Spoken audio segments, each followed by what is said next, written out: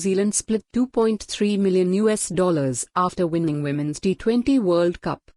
That works out at around $155,000 of $256,000 per team member, a life-changing windfall for players who for years have struggled to achieve financial parity with their male counterparts.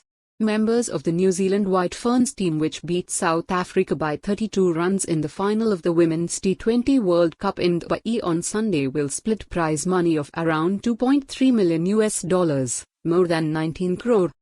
That works out at around $155,000 of $256,000 per team member, a life-changing windfall for players who for years have struggled to achieve financial parity with their male counterparts. New Zealand's first ever victory in the World Cup of cricket's shortest format was a massive surprise. The White Ferns had lost 10 consecutive T20 matches before beating South Africa in a warm-up match.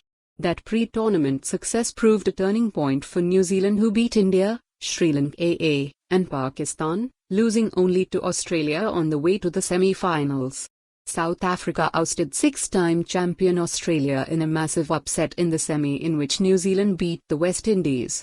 New Zealand made 158-5, batting first in the final, helped by Suzie Bates, who made 32, Amelia Kerr, who made 43, and Brooke Halliday, who made 38. Kerr then took 3-24 and Rosemary Maher 3-25 as New Zealand restricted South Africa to 126-9. "Pretty unbelievable, to be honest," Maher said.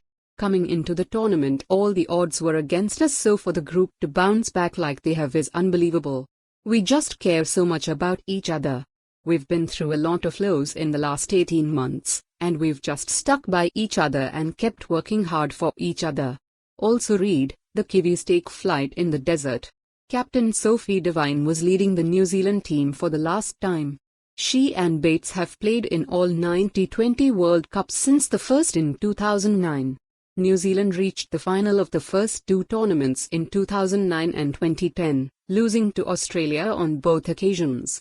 "This means everything to us," Bates said.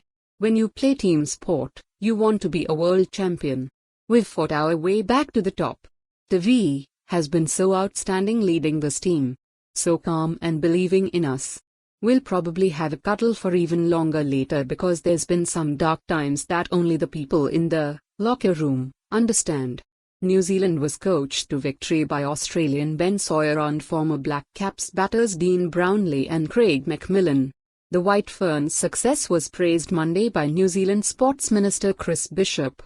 It came at the end of a weekend in which New Zealand also retained sailing's America's Cup, and in which the New Zealand men's team beat India in a test in India for the first time in 36 years. And then, to round out a truly amazing sporting weekend, at 3 a. For more on this story, visit the news article link.